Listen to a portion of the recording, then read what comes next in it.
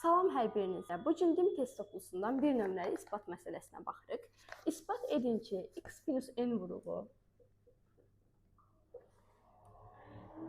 x kvadrat plus bx plus c və x kvadrat plus dx plus y çoxhədlisinin vuruğu olarsa, n bərabərdir n minus c bölünsün d minus b-yə bərabər olar.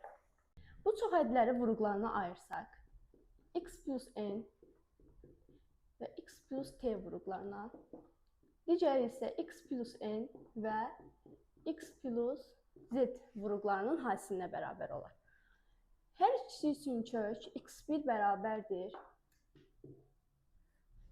mənfi n, x2 bərabərdir mənfi t-yə bərabər olar. x1 bərabərdir mənfi n, x2 bərabərdir mənfi z. Ortaq kökləri isə mənfi n-dir. Çoxhədlidə x-in yerinə mənfi n yazsaq, mənfi n plus n, vuruğun biri 0 olduğuna görə cavab da 0-a bərabər olacaq.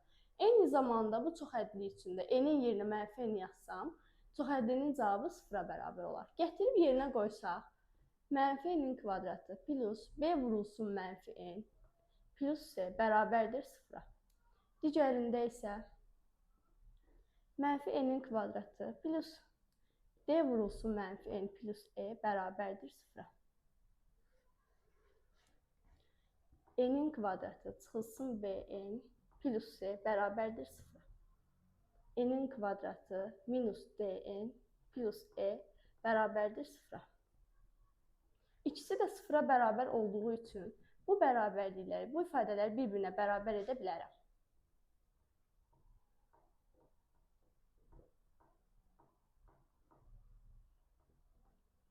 Hər iki tərəfdə n-in kvadratı var, ona görə də islah olunar. dn-i sol tərəfə gətirsəm, c-ni isə sağ tərəfə gətirsəm, bərabərliyim bn plus dn, digər tərəfdə isə e minus c şəklində yazılır. Buradan isə n-i mötərizə xaricinə çıxartsam, mənfi v plus d bərabərdir e minus c-yə.